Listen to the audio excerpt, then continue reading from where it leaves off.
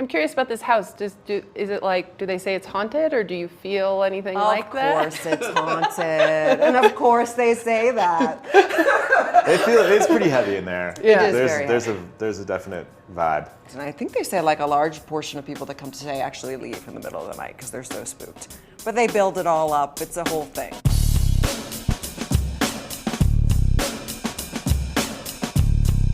I think the first time I went to the house in Fall River, Massachusetts, the house where the murders took place, where Lizzie grew up, is now a bed and breakfast. I spent the night in the house, and they take you on this tour, and they weave this tale, and I was immediately engrossed, and I think possibly even got in touch with you the next day or soon after, saying, "What do you think about the Lizzie Borden story?" I think there wasn't like a seminal work. There's been so many books and plays and musicals and poems, and I was just captivated by her and the mystery of it all.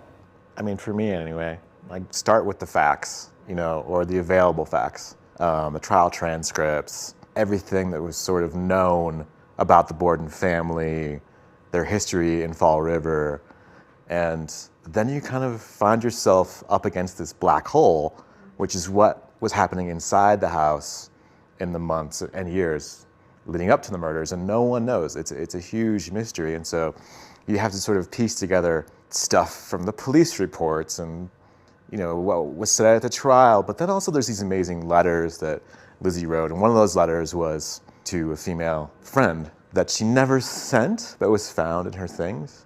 And it's really bordering on kind of an amorous letter.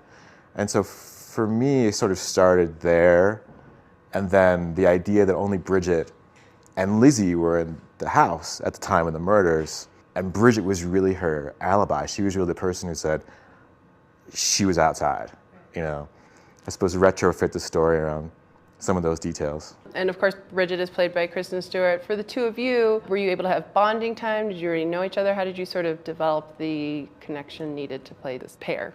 I met her just at different events. We'd run into each other, and there's always this like mutual admiration and kind of coyness and flirtiness. And she's a captivating young woman, and she's such a talent, and she has such ferocity and passion, and I mean, we were both totally seduced by her. She's an artist from head to toe. Yeah.